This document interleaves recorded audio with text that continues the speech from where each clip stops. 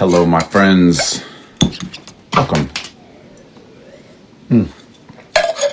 It's been so crazy busy and I'm exhausted, but I'm excited to talk to my dear friend Kian today. He's been a friend of mine for a long time, and he's been on here before, and he's been amazing on the Discord. If you guys aren't on the Discord, if you want to head there and get advice and share advice and get knowledge and share knowledge about record making, it's a pretty incredible place. I'm actually going to try to take a lot of the questions today from the Discord, and I'm sure we will talk about it when Kian comes on here. But yeah, please check out the Discord. It's been a really great place. A lot of people who DM me now about questions about being an engineer, producer, picking speakers, how to deal with clients, how to do all this other stuff. I usually point them to the Discord because there's just a whole bunch of knowledgeable people there that are better than I am at answering these sorts of questions, because I'm only one person. I'm at my place in my career, but there's lots of people on there giving great advice, and Kian is definitely one of them. I see him on here. Maybe I request you, Kian. Where are you at? So he'll request me in a second. How's everybody doing? What's up? I see a lot of the Discord crew in here. There he is. Let me grab him. Hey. Hello. How you doing, man? Good. How are you doing? Good. I'm tired. I have 3 or maybe 4 things I'm delivering to mastering today. So right after this, I get on one Zoom for final notes, and then the next Zoom for final notes, where I'm going to be, using audio movers, streaming to the UK, streaming here in LA, doing a couple of versions of things. Doing a million things. It's great. Wow. And then you're going to sit in on all the mastering sessions, right? I'm going to send it to Dale Becker because he's great. I was sick. Awesome. Very cool. Yeah. How you doing, man? What's going on? I'm good. Just got back from a run, some buddies. And things have been crazy in my world. My wife started grad school, so with a kid, and both of us working full time, and her being also a full-time student in whatever we jokingly refer to as free time. It's been a lot, but it's been great. January for me is normally just like the faucet gets turned on, usually around like the holidays. Stuff is a little slow with, everyone doing holiday stuff. So, just kind of catching the wave a little bit. Going crazy. How's the connection for you? For me, it's choppy, and it was last week. I think it's because I added a VPN to my phone, so I might try turning it off. How's it in the chat? How are you? Is it look all right for you? You seem totally fine to me. So how's it looking? That's all that matters. Yeah, that's right. Chat. What is it? Tell us in the chat. Chat. I just like to see your face in real time. Okay, yeah, it's my stupid phone. I'll just leave it. I'll try to change it for next week. Lots of excitement and love in the Discord for you, as I mentioned coming on here. You've been such a great contributor. The Discord crew. You and I have talked about it offline a bit as well. It's an interesting, especially in this time where with lots of isolation, but maybe we're getting used to it. Having a bunch of people in the Discord talking about everything from record making to people still in the chat. Look solid. Everything's looking good. Okay, good. Having a place where people can really get real-time feedback. It's funny. A lot of people have asked me, what is this Discord thing? It's just like I don't know, somewhere between a group chat and a message board. It's like a real-time message forum. It's pretty sweet. I think I think it works. It's interesting. I've tried to join other Discords since being a part of our rad little community, and they're all just nightmares. Like I can't even, I think we've got the right number of people. Everyone is very like conscious and thoughtful. No one's just in there just like hawking, whatever bullshit. Plus, it's also like it's manageable with the numbers. I've seen some Discords with like 10,000 people, and it's like. You just want to switch it off immediately. It's insane. Yeah, Zach in the chat there said it well. Ours is very uniquely not horrible. Yeah. But yeah, it's a cool community. I really like it because I think it gives you a chance to obviously see other people's workflows and you know, kind of their slice of music life, because it is very different for everybody. And especially, I think since COVID, everyone's kind of been like a little bit more isolated in their dealings. But I like it's, you know, now there's enough, you know, it's been over a year now, I feel like, of the Discord existing. You kind of know everyone's kind of personalities, and certain people are obviously have stronger suits than others. And some people, you know, specialize in production or mixing or songwriting. And so it's just cool. It's something I've never had, you know, outside of like an insular group of friends, you know, whether it's you or Eric or other record makers that we hang out with. It just kind of like opens that network up a little bit. So anyone that hasn't joined, I dragoon you to join after this. Well, you said it's been about a year, and I know it's been about a year because, as you know, and maybe some other people know, I've been keeping a journal, a short journal entry every morning, and I now read the year before every morning. So I journal for 10 minutes, and then I read my entry from a year before. And I wrote sometime in the last week about talking to, who I've seen both on here, Iggy and Hendrik, about starting the Discord. So it definitely was about a year ago. I'm sure somebody in the chat can say exactly when it was, but yeah, it's been great. And one thing that was when I asked the Discord what we should talk about, somebody did mention that I should mention yet again that you went and did impulse responses at Barefoot and basically captured the main rooms, the ISO boost, the lounge, and the amazing echo chamber, and just uploaded them all for the Discord. And I think they're on the website now as well. But just out of the goodness of your heart and the desire to share with the community, I know a lot of people have started using those, and that's been an amazing thing. So there's lots of cool stuff on the Discord. I definitely encourage it. And thank you for doing that. It was probably fun to do too. I mean, I've recorded a lot of stuff in those rooms. Yeah, I mean, it's a little bittersweet. Anyone that knows Matt and I's history at that studio, we both spent a lot of time there, and it's in the process of getting sold, or some part of that process right now. But it was nice to kind of go in there with everything gone and almost just kind of like pay respects to the building too, kind of like a final farewell. And what better way to then just like steal the acoustics so I can use it going forward. And it's cool. Like I've sent it to some other people, and the responses have been really good. The echo chamber, I think, was the one that was like the most going into it. I was like, I just really want to get that, because I feel like everything else is going to be different without the gear and the microphones. Like you're just never going to make up for that. But the echo chamber, it basically sounds exactly the same way as when we used it when we were there. So and then, you know, the ISO rooms turned out pretty cool. They're very like heavy-handed reverbs. Like they're not like, you know, you really got to kind of go in with that sound. But I think if you go in with that spirit, there's a lot of kind of just fun, different spaces that you wouldn't normally get in a, you know, an IR pack for a reverb plugin. Yeah, and the echo chamber for people that haven't and probably won't get the chance to be, I mean, these things are going away, obviously, places like Barefoot are being sold, but to actually be in a real old echo chamber, it's like giant ceilings and narrow asymmetrical walls and lacquered walls, so you just get this really unique splash and reverb, which of course every reverb plugin has versions of it, but to actually sit in one of those rooms is really crazy. Some of my favorite recordings I did when I was recording Rock Band, some of the Street to Nowhere stuff, some of the Dredge stuff, were actually drums recorded sitting in the echo chamber and with no added reverb at all, no nothing, not even really room mics, just the feel of that room is really exciting. So it's really cool that you captured that.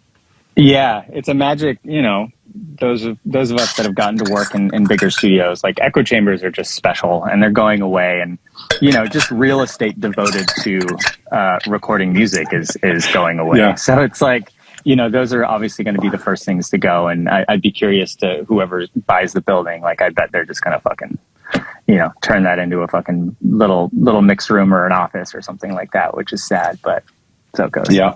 Well, and we know our friend and both of our mentor, Eric Valentine, is off in Vermont and elsewhere doing other things, and so I guess he's selling it, or maybe somebody's buying it, and hopefully they keep some of it. But who knows what's happening? I mean, do you have any updates on that? Do you know? Yeah, I've heard. I mean, there's been several kind of potential buyers. Obviously, it's a big facility. It's in Hollywood. So I don't know. I've heard the latest. I probably shouldn't speak on it until deal is done. But it sounds like it's really happening. And I think it solves a lot of problems for Eric because he's building this super studio out in Vermont, which I'm super excited to see. But it's a big, from when he first told me about it, I was like, okay, this, it sounds like a new adventure, but he's like going all in on it, and it looks pretty exciting. The Discord should buy Barefoot. That's a good comment right there. Yeah, we'll pull our money, guys. Yeah, it's a lot of money. One of the questions, and I can't remember if it was from the Discord or it was on the IG here, was asking about, it's kind of a nice transition, asking about what makes a good tracking room. We talk so much about the sound of a mixing room or production room or monitors and all that. You and I have made a lot of records in a lot of quote unquote ideal spaces, less than ideal spaces. Do you have, given that you're still doing a lot of work like that, working with St. Vincent and others, what do you like in a studio to actually record in? Because I think a lot of people, whether they're actually recording in studios, I've done a lot in living rooms, as I'm sure you have, as I'm sure everybody has. Are there things you look for? Are there things you think about? What do you like in studios or not like? Yeah, I think the first thing that I look for is the ability to kind of change scenes quickly. And so obviously everyone wants, especially if you're doing, let's say, drums, which is, probably the hardest, most challenging thing to record, the one that has the most variables. Like everyone has this idea of like just a big room, drum set in a big room. That's like the sound, but there's just a lot of times where that doesn't work, and whatever sound you're chasing. So the ability to either have a different space, like, I like to think in kind of like parallel opposites, so if you have a big room and I'm like, I want to chase something else, like I'm just going to go to the logical opposite, which is like, I just want a tight, dry room. Let's go in there and see what happens. And then you get an idea of what sonic direction you're going in. So most studios these days will have gobos or curtains or stuff like that. So that's what I look for is flexibility, because the alternative is you find a space and you're just committing to the space, and that can be cool. But if you're trying to do a full record and you're trying to have diverse productions and really go in on having different sounds and capture organic spaces, not rely on reverb plugins and stuff like that, then you just need flexibility. But I also just love like, cool, this is the space that we have, and this is what we're going to work with. And a lot of my early days recording were not in studios. Where a lot of while I was working for Eric or assisting him, there would be downtimes where I would like you did, try and book myself up to make records. And most of the time people couldn't afford a studio like Barefoot or a big studio, the people that I were working with, which is just usually my friends, paying out of pocket. And so it's like, cool, my friend has this house up in the woods. Like, would this work? And it's like, yeah, we'll make it work. Yeah. And then, that's part of the challenge too. And that definitely kind of sharpened your engineering toolkit. It's like, okay, you walk into a space and, everyone does the like, start clapping around, whatever. But I've clapped in a lot of rooms. I don't know if I learned anything from it. I know, but everyone does it. Everyone loves to clap. But you kind of like I did a record with my friend Doug, Buck. I know you know those guys. But we did it in this like kind of cool. We've done several records, but we did it in this kind of like cool cabin that kind of had an A-frame thing. So, it's like the first day is usually spent like grabbing a snare drum and just walking around and just being like, where does this sound good? Like, okay, cool. Like I can put a mic in the kitchen and like, so like when you have that kind of curiosity as an engineer, then when you go to a big space, like I was in, I got to do a session at United a couple months ago, total like dream gig. We were doing a score for a TV show, like jazz band, like, it was one of those situations where there was a composer / producer and all the musicians were just like 10 out of 10, like reading. And then you have the studio that's fully outfitted with, all the gear that you could want, a staff of assistants and engineers. Like the assistant had probably 20 years on me in terms of the, like, you look at his credits on All Music, it's like, motherfucker, I should be assisting you on this. So when you have a situation like that, then you can kind of like, all right, I don't have to worry about the bullshit. Now I can really just like engineer and like have the drummer play and move my head around the room and like take this $20,000 microphone and put it to the best use I can. And I think that's a skill set where if you just started in that environment and, you know, like if you start making records at like East West or United or Ocean or like Village, like you can't make things sound bad there, you know, like with a $500,000 console and like 50-year-old microphones that have all been meticulously cared for and used on myriad records, like it's so hard to make something bad just because like everything is set up in your favor. Whereas if you're recording in a log cabin with your, you know, digi rack and, you know, borrowing your fucking microphones, then you're going to work a lot harder, but you're going to learn a lot more. And so in terms of what makes it ideal, I don't know, like whatever works for the budget, whatever opportunities, you know, come into the project, like you just kind of have to roll with that. And I think that spirit will just kind of make everything an adventure and will just make you a better engineer. Yeah. And it parallels, it applies a lot more to how people are making records now too, because again, like we're saying, these big studios are going away, and not just because, well, there are lots of reasons, but one of them is a lot of people make records with a microphone and a laptop. But what that also means is that a lot of those people are constantly having the opportunity or the need to negotiate the acoustics of the space. And so you can very quickly get yourself into trouble if you don't know what you're doing. So paying attention to what the space is, what it feels like, what the mic is seeing behind it, in front of it, polar patterns, those sort of things become really important. One of the things I was thinking about from being in this space, which I'm in for a couple of months, really learning the acoustics of this space. There's a little live room back there. You obviously know this room well, or pretty well, because you were next door in this studio, right? Now, I don't want to give away the space or anything, have people come attack me in the middle of the night or something. But I think you have bigger problems in that neighborhood, Matt. Yeah. Me and the local community are all good here. Well, I love the spot. I've eaten a lot of, I won't say the name of the place, but you know it. There's a truck that's delicious. But in the live room, it's interesting because this place was, you know, professionally built.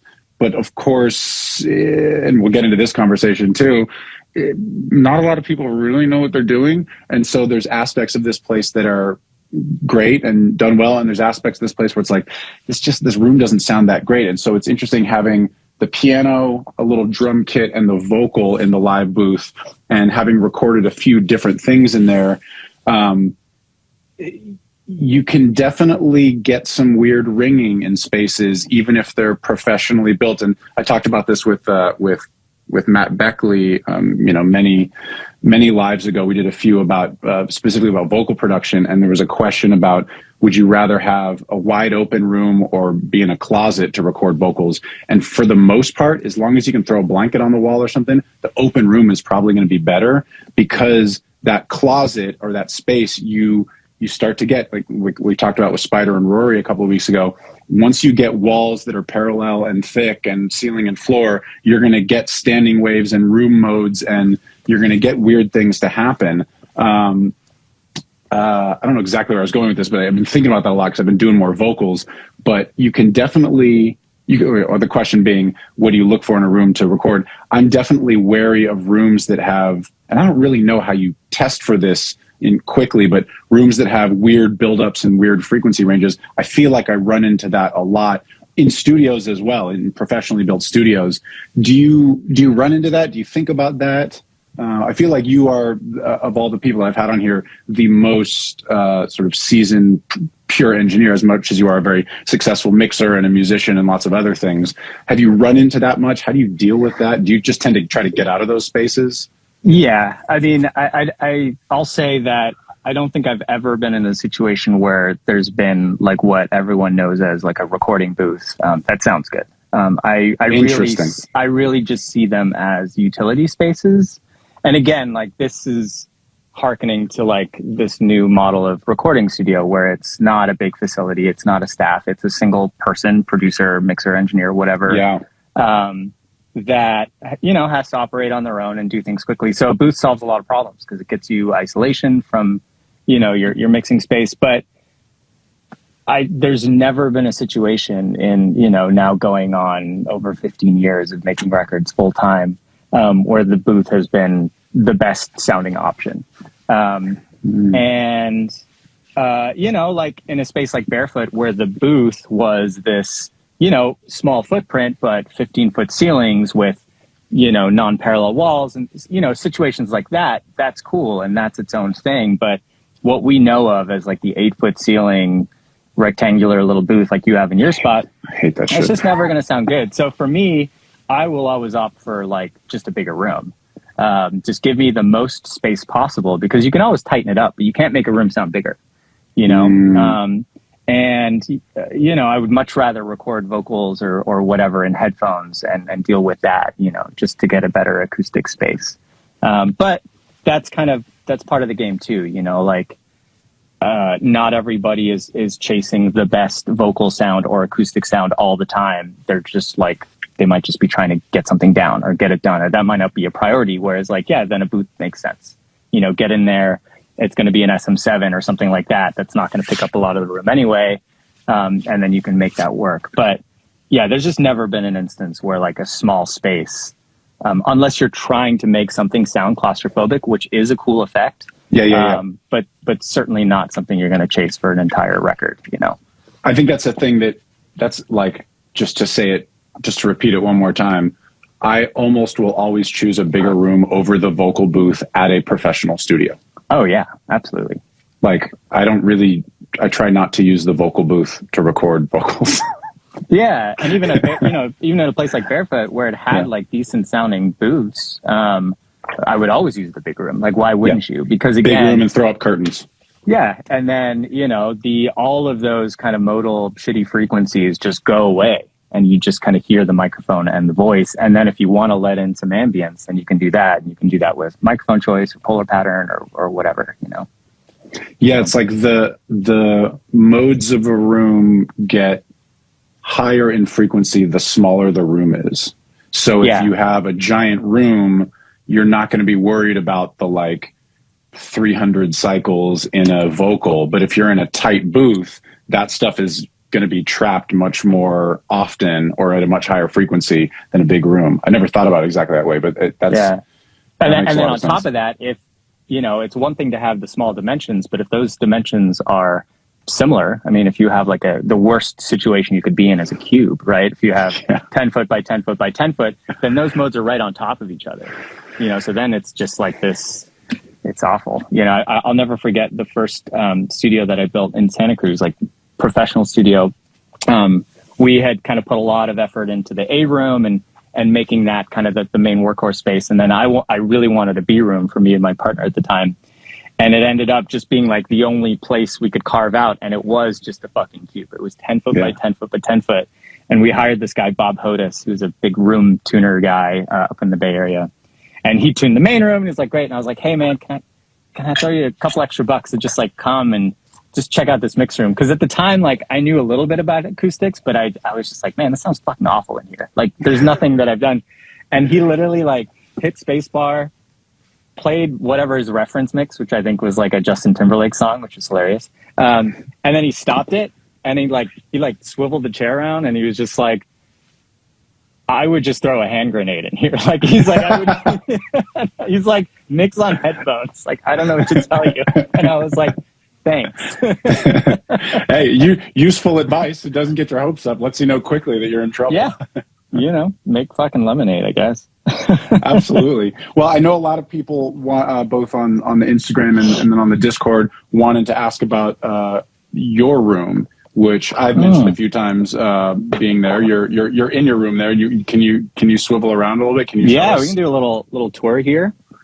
Can you just talk about going into that room, how you built it, You know, you've obviously built a lot of rooms before. You are my main studio consultant. Every time I do anything, you generously come over and give me thoughts. We shoot the room, we move things around. But you also had the Unfuck guys, Spider and Rory, help out with some bass trapping. Can you just go through that process and how you made it and how you decided? Let me give a quick. Let me know if we lose connection here. Okay. Let me give a quick tour because it's not a huge room. Basically, it's my garage. Here you can see. Yeah. And then you go in, and it's just a little room. The thing that the thing that really helped is these giant ceilings. So this thing has kind of saved the day because this footprint alone would have been terrible. But having just 16 foot at the apex ceilings just helped solve a lot of the problems that we were just talking about. So.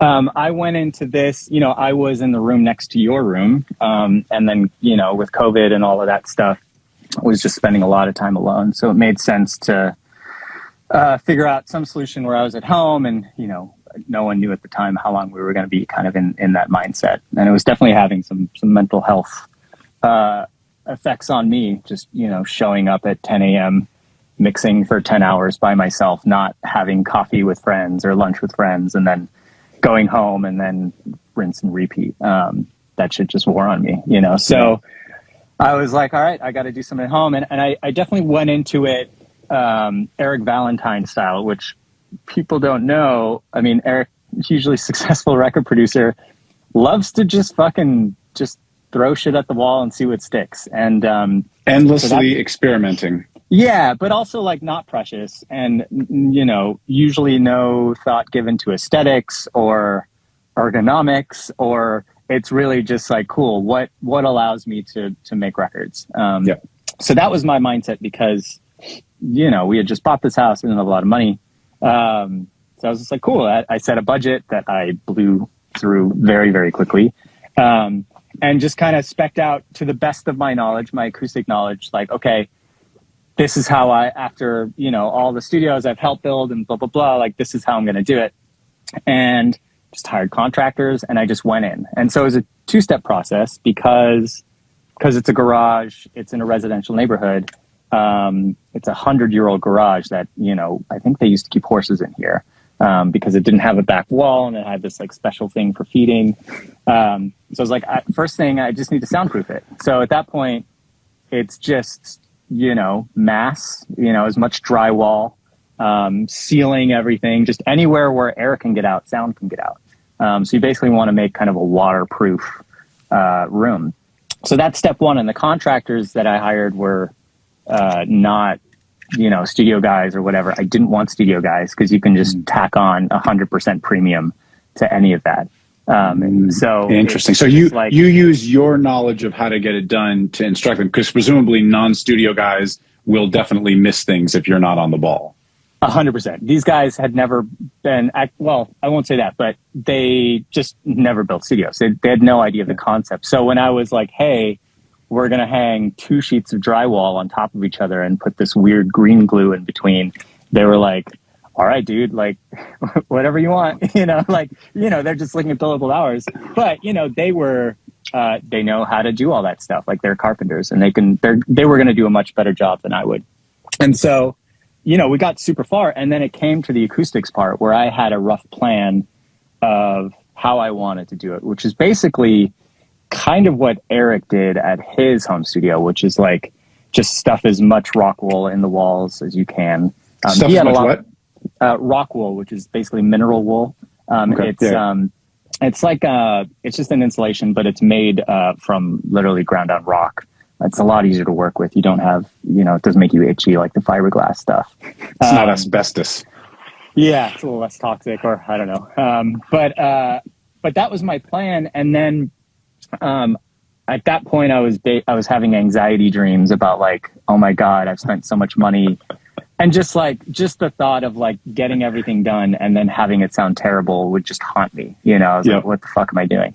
So I got in touch with the Unfuck guys, initially through Rory, and they were really great. And I know we talk about them a lot, and John's good friends with those guys and they've helped you.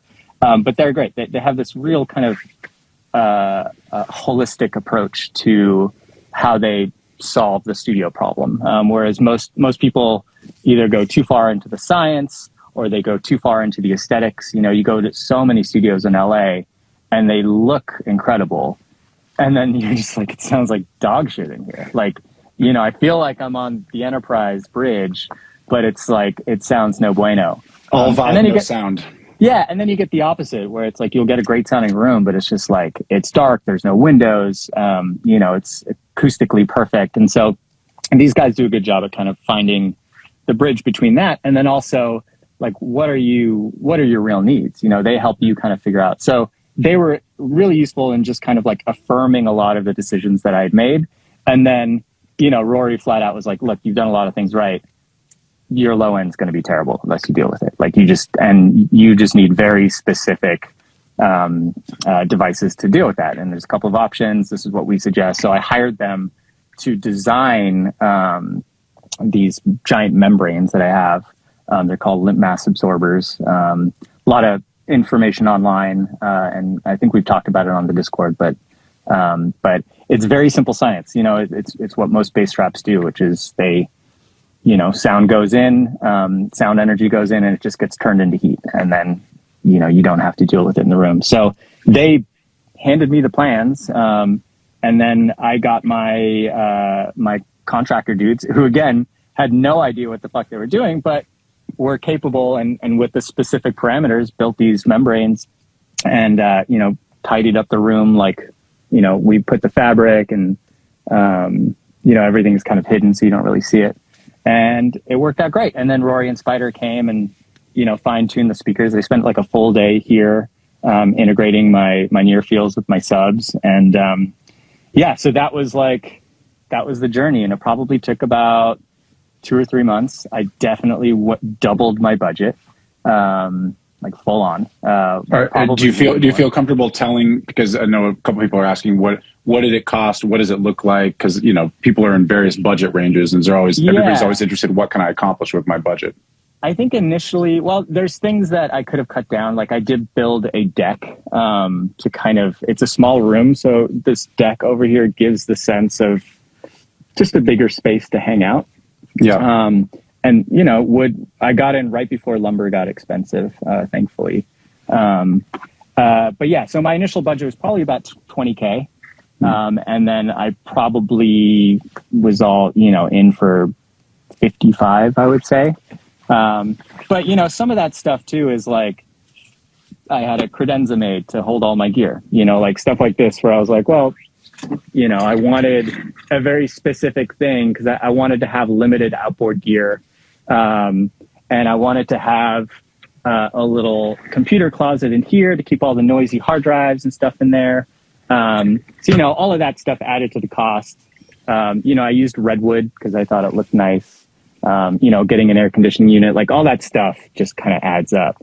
But yeah, about 50 grand. And you were also converting a structure that you basically just rebuilt it essentially. Yeah, I mean, imagine just a stucco shell. Yeah. And that's what I had to work with. But I was lucky because, you know, I had my own concrete slab, which is beneficial. So I'm kind of separated from the outside world. So, you know, if I had to do that and pour my own like foundation and stuff like that, you know, that number would have gone up and up.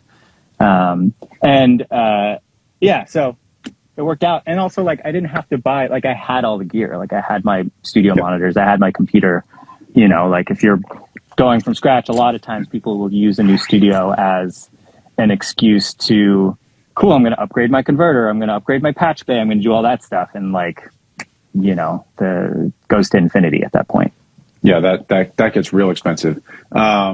Your room is one of my favorite sounding rooms. I mean, I've only hung out there that one night where I had a glass of wine and listened to tunes and banged out some 808s. It sounds fucking great in there. Thank you. Are you happy with it? Are there things that are significantly better than other studios you've been in? Are there things to which you can attribute that? My syntax, I don't know if that was right. You know what I'm saying? Well, I'll say when we finally got the speakers set up, it was like an emotional experience to like obviously be at the end of anyone that's taken on a construction project knows that feeling of like really, the sense of completion.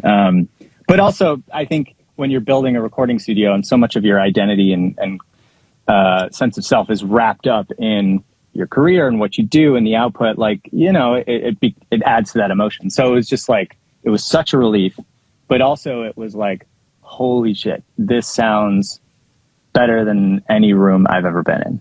And it's really, it's an incredible sounding room. Yeah. And I wasn't expecting that, like it was really like, cool. I want it to be functional. But I wasn't expecting, and that's a testament to, Rory and Spider and Kyle, the Unfucked crew, like they really know what they're doing. Yeah, I mean, it's a level up. And so at that point, I just feel like I'm in a whole new ball game. It's like going from driving a Ford Focus to like buying a Maserati. It's just like, yeah, you still know how to drive, but it's just, the capability is just so much more. So that's been the challenge of the past year, has been now that I can really hear and understand everything that's going on in a whole new light. It's a bit of a struggle because like you can go any direction and you just hear everything and you're just more informed. I mean, we harp on this on the Discord about how important monitoring is. It's literally the most important thing of the process for me, and for most people, because if you can't hear what you're doing, most of the other decisions they're moot. So it's been like an adjustment to just have a space where all the information is there. Like I don't do car tests anymore. I don't check stuff in headphones. I'm just confident in what comes out of this room. And that's cool. And it's also just fun to have it 20 feet away from my house. And that's the other thing about like the real benefit of a home studio is being able to live in the space a little bit. Having a place where I do most of my music listening in here. And it just kind of fine tunes the tools a little bit. So like if I'm consuming music in here, then I just know the space more and more. And I get to enjoy it. And yeah, it's been amazing. Well, that's one of the things that the reason people like the car test or the AirPod test or that sort of thing is because that's where you do most of your listening. But I never thought about that because it's your place where, you go have a glass of wine and I hesitate to use the term man cave, but it is like your little space. So, so, you got the wife and the baby and you got the baby monitor and you're like, I'm going to hang out in my studio, which is one of the best sounding rooms probably in the world, and have my toys and the mini Moog I borrowed from my friend Matt and things like that. That's really interesting. One of the things I really like about your space, and this is something I think I talked about with Spider and Rory as well, is those membranes or whatever you guys did with the bass trapping. You can sit on that couch and the low end sounds even. Every other studio, including the room I'm in right now, because we didn't build anything in it, we just tried to find the best spot for the speakers. Different places in the room have different amounts of low end and things resonate in different spots. And sometimes that makes it a valuable thing to walk around the room because things sound different. In yours, it just sounds even almost everywhere. And that's a really rare thing. Yeah, it's pretty wild. And again, just not something... and that's just crazy. You go to these huge studios, these massive studios that are super expensive and have spent millions and millions of dollars, and like the control rooms just sound bad, and it's so wild to just have this tiny little garage, and like I've somehow with 50 grand been able to solve all those problems. So I think that's a testament to the Unfucked guys kind of embracing a new philosophy of how rooms should sound, and not kind of getting stuck in the old lore of, what people did in the 50s and 60s or what Bill Putnam did, or like that was cool for its day, but we just know so much more now, and you can be a lot more efficient with your space and with the tools. People are asking about bass traps, both on Discord and in the chat there. But it seems like you can't really show them because they're behind fabric. But what it's behind the couch. It's many feet. Yeah, there's about 2.5 feet. There's kind of a false wall there you can kind of see. And yeah, there's 1, 2, 3, 4, 5 membranes back there. And then up in the corners here, there's 2 in each corner. And so, yeah, I can post pictures on the Discord or do that. I'll figure out a way to like kind of loop people into it. Cause it is fun. If you're building a studio or curious about it, young fuck dudes have joined, then it's just so cool. Like the technology is so cool, and it's great that it works. Like it's not. This is the membranes you're talking about, right? Yeah, there's no smoke and mirrors behind it. Like you just have these giant devices that are targeted to specific frequencies, and it's not just those devices. It's the planning that goes into it. It's coming out when the space is built, and measuring for hotspots and shooting the room, and then making those calculated decisions of like, okay, there's a little bit of a bump here, a little bit of a bump there. Let's shoot for this and really go aggressively for this frequency. And even those guys, they're still like a little bit of like, trial and error, and they even in the plans that they gave me, it was like, we still might need to do more trapping at this part and this part. And I think, if I had more money, I could go even further with it. And I would certainly consider that at some point. But yeah, I'll try and figure out a way to show the membrane stuff on the Discord. So do you have pictures during construction too? And that's I think people would really like that. Gallery. I'll try and put that up there. That'd be very cool. I know people would like that. Let's talk speakers a little bit. We're talking at a high price point for a lot of people, but I think it's still interesting because there's certainly people using all these kinds of things. I know there's a lot of PMC love around the Live with Matt Rad folks that have been on here. As I said, I think your room is maybe the best room I've ever heard, and you've got ATCs and I can't remember the subs. What's your whole setup and how'd you get there? So I bought these ATCs. So I spent a lot of time on NS10s coming up in Eric Land. Yeah. And, even with working with him, there were so many times where we would be like, okay, it's time to try a new speaker. And I'm sure you were around for some of that too. So we would just try different things, whether it was Gentle X or Adams, I think lasted for a while. And then he got these like Chris Polonis little things. And then he ended up with these cool new Strauss monitors, but that was really after my time. Don't forget the Uris too, those giant fucking Uris. And the Uris, which are awesome in their own right. But I think my plan was at a certain point, NS10s, I had kind of reached the limit of what I feel like I could do on them. Like they're great speakers if you know them. I think I'd mentioned on a Discord post, like the real benefit to NS10s nowadays is if you have a shit ton of time working on them and you understand them, or if you're like a traveling engineer and you're going around from studio to studio, you can pretty much count on, there being an available pair to throw on the console. And they're also, because of their limited bandwidth, there's not a lot of low end, so they just interact with the room less. I feel like you get a clearer picture of the mid-range and things that you would just want to focus on when you're tracking. So they're useful for that. But for like mixing 8 or 9 hours a day, man, they're just fucking chainsaws. And they're, basically what I found was the mid-range, as I was mixing throughout the day, would just start to collapse. Yeah. And what happens then is your natural tendency is to just turn up the volume. And then you're just doubling down on the negative impact. And so I was just kind of tired of that. And so I had tried a bunch of different speakers. I tried the Focals. I had tried the nicer versions of the Atoms. And then, do you remember what you liked or didn't like about those other speakers? I mean, obviously it's a while ago, but well, yeah, it was really hard at first because when you move from an NS10, everything sounds so different. It's just like you're pulling like a curtain off your speakers, both the high end and the low end. Yeah. And so it's an adjustment. And I knew that. And I was like, okay, I'm going to have to put in work on any of these. So like with the Focals, I had used them. There's a studio up north, Tiny Telephone, where they had John Focals and a bunch. Yeah, shout out to JV. They had Focals and they were good. And I knew a lot of other people that were using them. I know John Congleton uses a pair of the Twin Sixes that, I was a big fan of his records. So I was like, cool, I'll give those a go. Got a demo pair, and lived with them for a week. And, you know, I would just do that with speakers. And the only ones that I tried that I was like, this is the way, were these ATCs, the 25s. I had used the bigger versions in the past.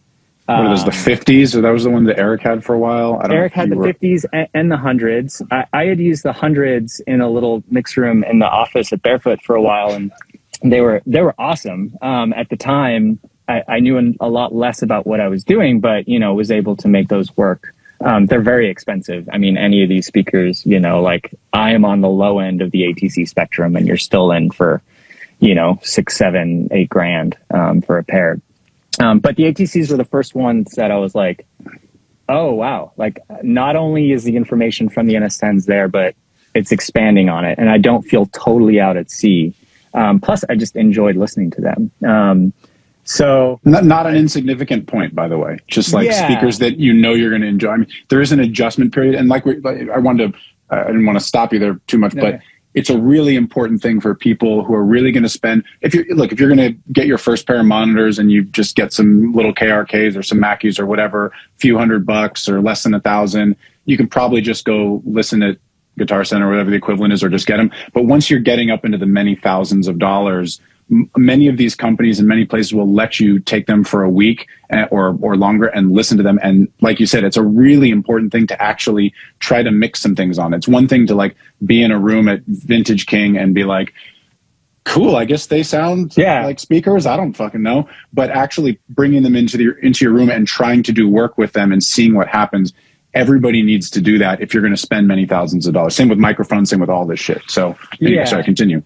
Yeah, and most companies or audio dealers will accommodate you. You know, if they sniff out that you're serious about spending, you know, $5+ grand on speakers, they'll let you try some, and it's super important. And so, you know, I ended up buying those, and then when I built this space right before, I had an opportunity to buy some subwoofers. So I bought these two giant 15-inch subwoofers. They're Rhythmic is the company, and they manufacture pro audio gear. They're mostly in the hi-fi space. But they were just kind of like big, you know, again, coming from the Eric Valentine school of like, I want more low end than I need.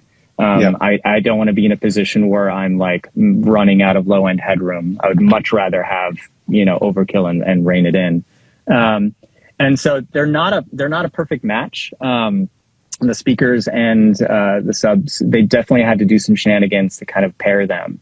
And luckily, did you have a separate crossover of some sort? No. So what they ended up doing was reversing the phase through like, you know, actual polarity on the XLR to the near fields, and then feeding full signal to both the subwoofer and the near field, and then using the built-in servo or crossover on the sub to kind of basically blend that in. So the speakers are running full signal, and then the crossover is just kind of like get the high end out of the sub. The downside to what I've got going is the cutoffs are different slopes. So I think the ATCs are a 12 dB per octave cutoff, and then the subs, the corresponding low pass is like a 24 dB per octave. So they're not like totally married. Like if you went and bought the ATC subs, or if you have PMCs and you buy the PMC subs, like those are just going to integrate a lot easier. But that's part of the fun too. And like, you know, it's a little bit of a Frankenstein, but you know, with enough work and some smart people, you know, it sounds good. It could definitely sound better. When you shoot the room, you definitely see the crossover point. But you know, that's like one foot in front of the other. Like, will these be my last set of speakers? Probably not. Like at some point I would love to invest in a bigger, kind of more unified set. I'd love to get rid of subwoofers, to just not have it. But for now, like it works great and the room shoots great and it just sounds great and sounds amazing in there.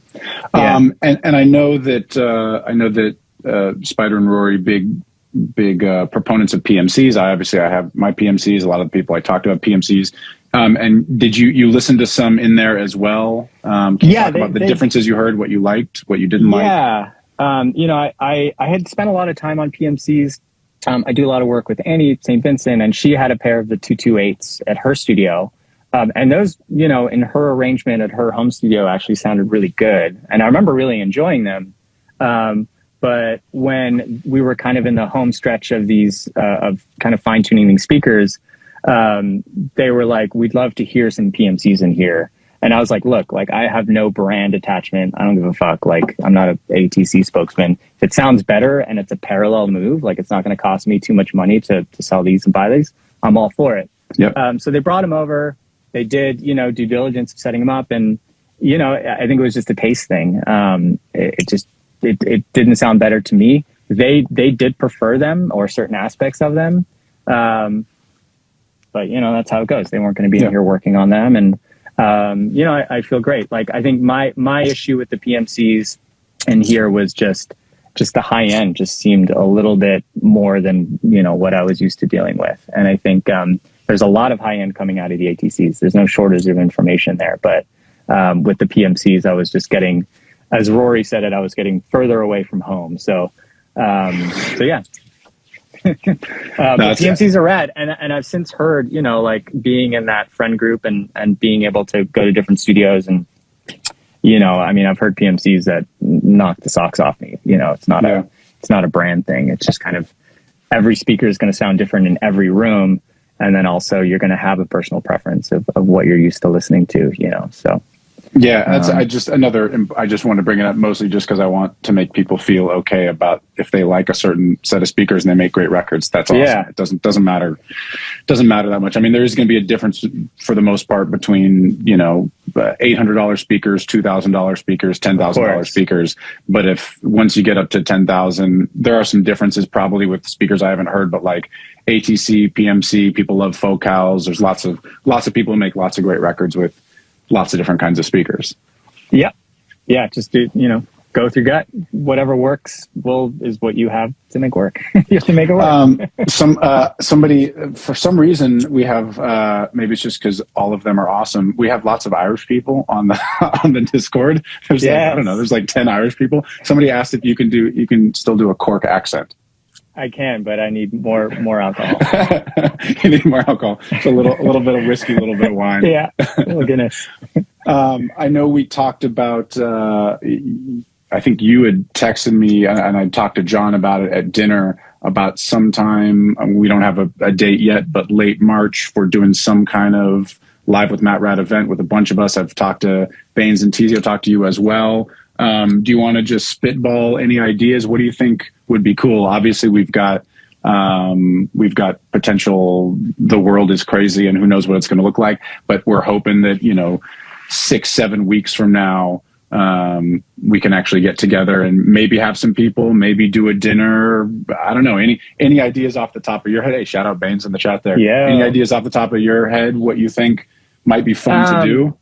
I mean, I think it would be fun to just shake hands with a lot of the people that have been kind of in this little community for the past year, whether it's different guests you've had on. And I think that selfishly would just be cool to like kind of hang out with people. But I don't know. I mean, I think we could kind of put it out to the community, like whatever would be useful. If it's like a panel format where like, if it's the first of many get-togethers, maybe there's like a specific topic where it's like, okay, we're going to work on pop mixing and what that entails. And it would make sense to have a certain panel if we're going to go in deep on monitoring or whatever, or recording acoustic instruments, recording bands. Like, what is that like? Or, music business or, so I think there's so much to talk about with this. And I think there's so much information that I think will be useful to people. And I think you can kind of curate, whatever panel or dais that you have. But I think also just selfishly, I think people, especially after the past 2 years, just want to kind of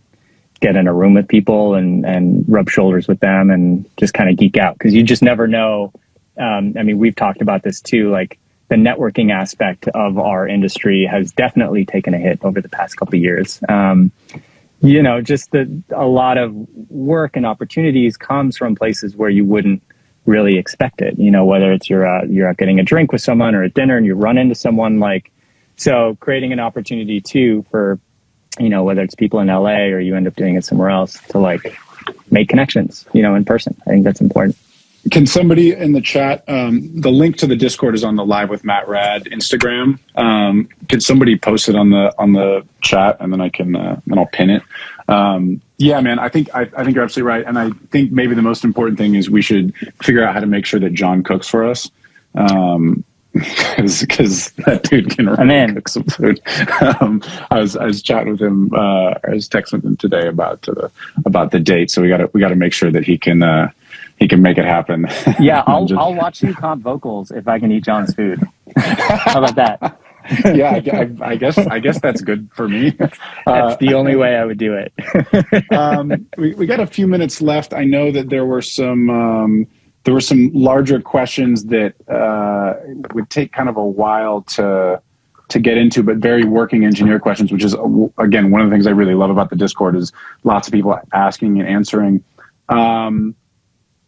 There were questions, I don't know if we could just riff on it for a few minutes, both about expenses and taxes, and then also consistency with clients getting paid. I mean, unfortunately, my answer for this sort of stuff, and this is, again, why I keep harping on the Discord being so great. I already I've sort of gotten to the point where I have a business manager, and I have a management team, and I have attorneys. Like, I have all that stuff. I still have to manage them, but I don't chase anybody for payments. I like text my manager or my business manager, say, hey, why haven't we gotten paid? And then they make the phone calls. So I no longer deal with that stuff. You're kind of in an in-between state where you have representation and you have attorney, you have, let me pin this message here. How do I do it? I'm trying to pin. Can I do it? I'm going to pin. All right, there we go. Comments pin. There's the Discord link for you guys. Do you have thoughts on that for people coming up? You know, you've made various transitions of this kind. And I've only recently gotten hired management, and they're great. It's still kind of a transition where we're still kind of figuring out a workflow, because again, like, I'm still dancing between working on, big major label stuff, lots of people involved, to, independent musicians just kind of operating their own little pirate ship. And I will say that everyone likes to think that when you make it and you work on major label stuff, that, man, things get easier and you get paid more money and you get faster. It's the absolute opposite. You will never get paid. You have to hunt people down, and that's why you need lawyers and people who are just better at being. You need people that are good at being mean on the phone or an email and can do that on your behalf. But yeah, I mean, quick tips, like, I've recently started doing deposits, which I didn't do for a long time.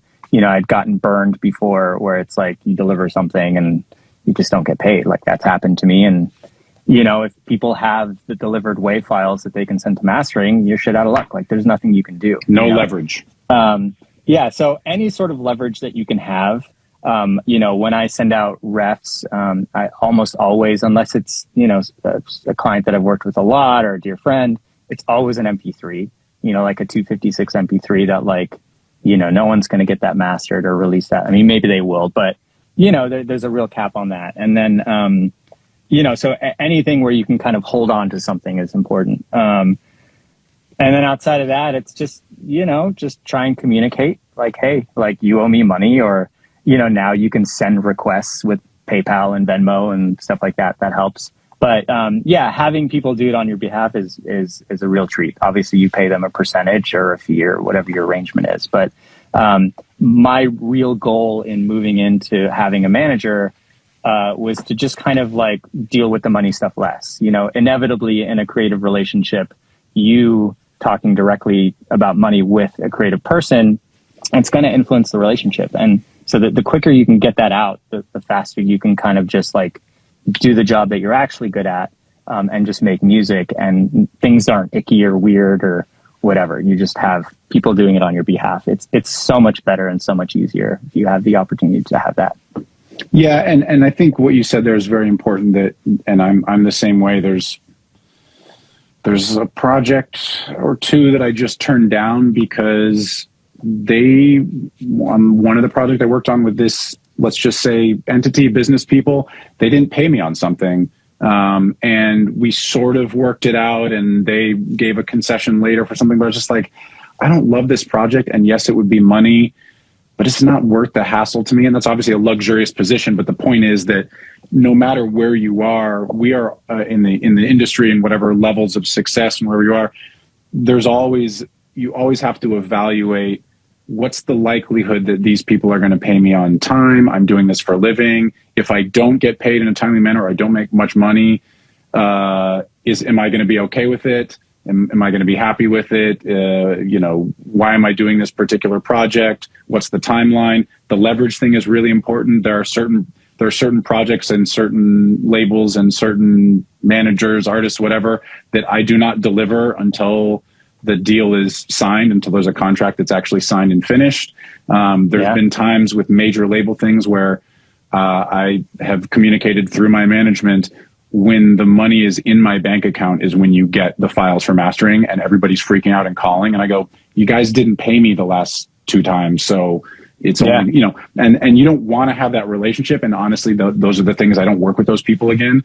But no matter what level you're at, there are times you're just going to deal with this forever. So don't feel bad that, feel upset that you're not getting paid, of course, but don't feel bad that like you haven't made it and then at some point it's going to be different. Unfortunately, that's the part of being a creative entrepreneur, for lack of a better term. Probably is the same for whether you're a designer or a mixer or whatever it is. It's always a challenge. But yeah, that thing of getting someone in between you and the artist in terms of talking about business. If you can have managers do the business stuff and you and the artist work, that's the ultimate goal, I think, that everybody should try to reach.